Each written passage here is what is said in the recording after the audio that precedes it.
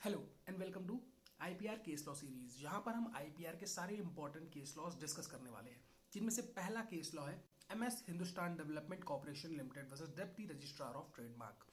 तो इस केस को स्टार्ट करने से पहले हमें बेसिक चीज़ों के बारे में पता होना चाहिए, जैसे कि ट्रेडमार्क क्या है, what do you mean by trademark. तो ट्रेडमार्क एक ऐसा मार्क है जिसको हम लोग बिजनेस में यूज करते हैं और जिसको हम लोग ट्रेडमार्क एक्ट से रजिस्टर करा के कुछ राइट्स को पा लेते हैं। बेसिक अंडरस्टैंडिंग हमको ट्रेडमार्क की चाहिए, जो कि मुझे लगता है आपके पास होगी। तो अब इस केस को स्टार्ट करने से पहले हम एक एग्जांपल लेते हैं। मानिए कि मैं एक बिजनेसमैन हूं, मानते हैं मैं एक बिजनेसमैन हूं और ये मेरा बिजनेस है और मैं एक चेयर का बिजनेस करता हूं। ये बहुत अच्छी चेयर है, ज़रूर खरीदिए आप लोग। तो मैं एक चेयर का बिजनेस करता हूँ और चेयर का बिजनेस बहुत अच्छा चलता है, तो मैं सोचता हूँ कि इसको रजिस्टर करा लेता हूँ। तो मैं पहुँच जाता हूँ रजिस्ट्रार के पास कि सर मेरा बिजनेस है, आप इसको रजिस्टर कर लीजिए। तो रजिस्ट्रार पूछता है कि भाई आपके बिजनेस का नाम क्या है। तो मैं बताता हूँ सर मेरे बिजनेस का नाम है चेयर्स और मुझे चेयर्स नाम से ही रजिस्टर करना है।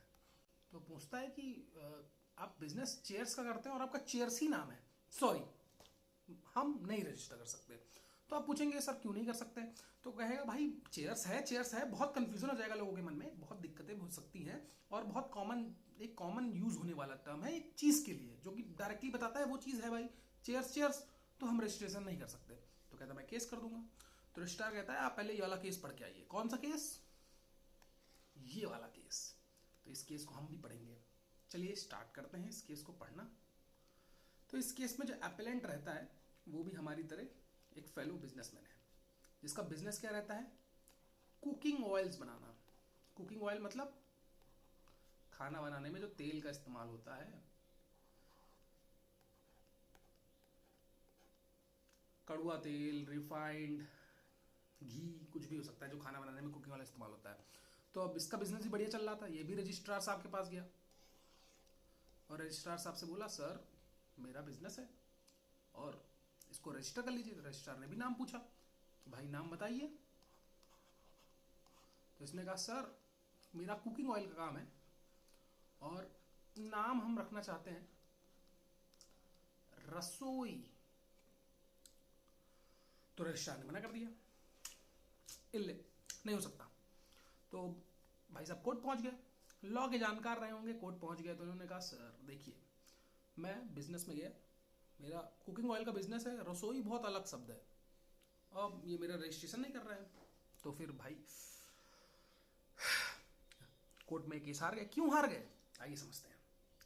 तो पहले चलते हैं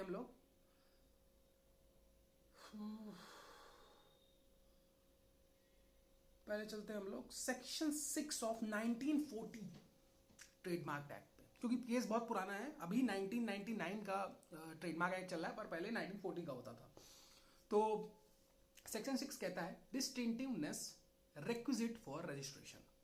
इसमें हम लोगों को सब पॉइंट भूल के बस दो चीजें पढ़नी है। A trademark shall not be registered unless it contains और consist of at least one of the following essentials. D पे आते हैं, डी पे आके हम लोग पढ़ते हैं वन और more words having no direct reference to the character और क्वालिटी ऑफ द गुड्स। मतलब क्या कि जो वर्ड हम लोग ट्रेडमार्क में यूज कर रहे हैं उसका कोई डायरेक्ट रेफरेंस नहीं होना चाहिए। किस चीज से? क्वालिटी और कैरेक्टर ऑफ द गुड्स से।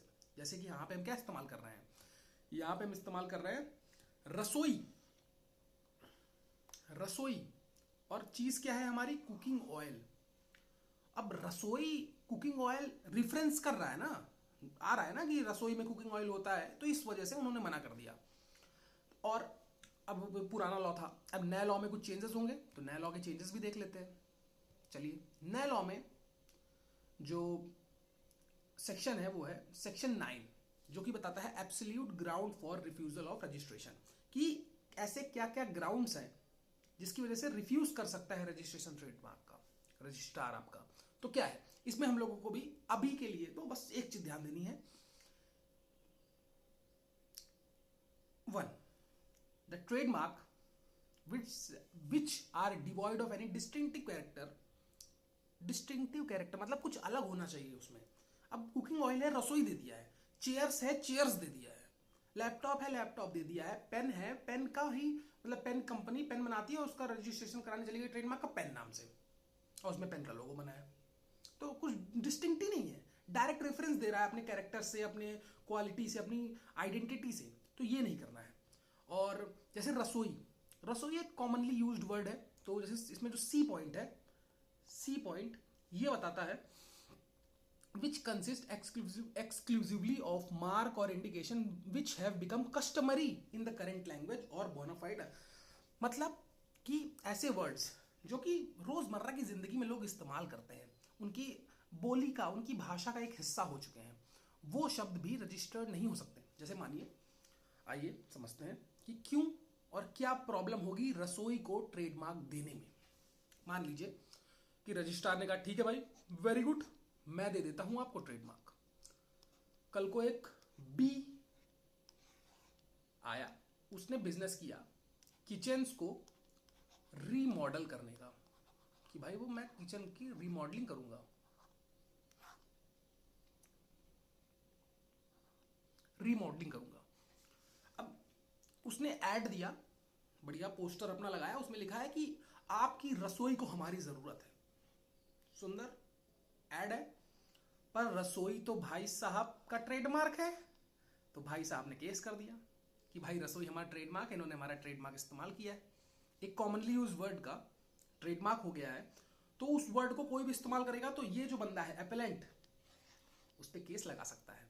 तो कितनी प्रॉब्लम हो रही है आप सोच रहे हैं। मान लीजिए कि एक डिटर्जेंट कंपनी है जो कि डिटर्जेंट बनाती है, उसने ट्रेडमार्क ले लिया है डिटर्जेंट नाम से। तो कोई भी अगर डिटर्जेंट कंपनी डिटर्जेंट बनाती और डिटर्जेंट शब्द इस्तेमाल नहीं कर सकती, तो ये तो भाई नॉर्मल पब्लिक को, कॉमन फोक्स को कितनी प्रॉब्लम होने वाली है इस चीज से। तो इसलिए ये मना कर दिया गया, और कोर्ट ने रीजनिंग भी दी। कोर्ट ने 3 रीजन दिए मना करने के। कोर्ट ने पहला रीजन दिया कि भाई बहुत ही कॉमन वर्ड है, बहुत ही कॉमन वर्ड है, बहुत ही ज्यादा। रसोई सबको इस्तेमाल करता है, किचन को हिंदी में रसोई ही कहते हैं। तो और भाई आप तेल बना रहे हैं जो कि किचन में यूज होता है, तो रिफरेंस भी है किस चीज से, आपके प्रोडक्ट से। आपके प्रोडक्ट से रेफरेंस दे रहा है। क्या रेफरेंस दे रहा है? जो आप ट्रेडमार्क कराने आए हैं। और तीसरी चीज कि कोई डिस्टिंक्ट नेचर नहीं है आपके ट्रेडमार्क का। किस चीज से डिस्टिंक्ट नेचर? कि कुछ अलग ही हो भाई, कि आप भाई कुकिंग ऑयल कराने आए, रसोई में इस्तेमाल होता है, तो आपने क्या कहते हैं उसका नाम रसोई दे दिया। ये तो बहुत बहुत ही ज्यादा नॉर्मल पब्लिक को बहुत प्रॉब्लम होगी इस चीज से। अब जैसे आप बहुत लोग एग्जांपल देते हैं कि देखो मैगी का नाम तो मैगी है, उनको ये नहीं पता कि मैगी एक इंस्टेंट नूडल है जो कि नेस्ले कंपनी बनाती है। वो फेमस हो गया है मैगी नाम से, इसीलिए हम लोग बोलते हैं कि भाई यप्पी वाली मैगी दे दो। पर यप्पी भी इंस्टेंट नूडल है, मैगी भी इंस्टेंट नूडल है, यप्पी भी इंस्टेंट नूडल है, मैगी भी इंस्टेंट नूडल है, पर मैगी फेमस हो गया है। जैसे कि घड़ी, निरमा, बोलते ना निरमा, डिटर्जेंट को निरमा बोलने लगे, पर निरमा एक कंपनी है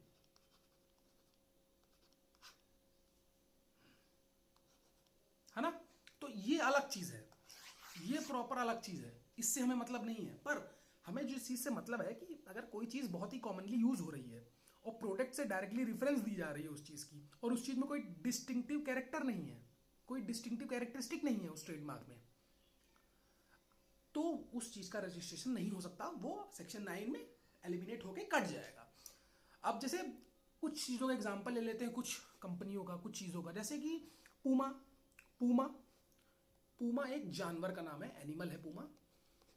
पर पूमा कंपनी क्या करती है? एथलेटिक वियरेबल्स बनाती है, एथलीजर बनाती है, एथलीजर वाले कपड़े, जूते और बहुत सारी चीजें बनाती है।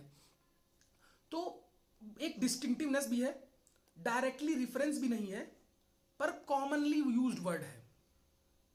तो डिस्टिंक्टिवनेस और रेफरेंस नहीं दे रहा है। तो मेनली जो हम लोगों का फोकस रहता है वो डिस्टिंक्टिवनेस और रेफरेंस पे होता है। कॉमन वर्ड्स को कहीं ना कहीं थोड़ी थोड़ी क्या मैं कहते हैं उसको, किफायत बरती जाती है।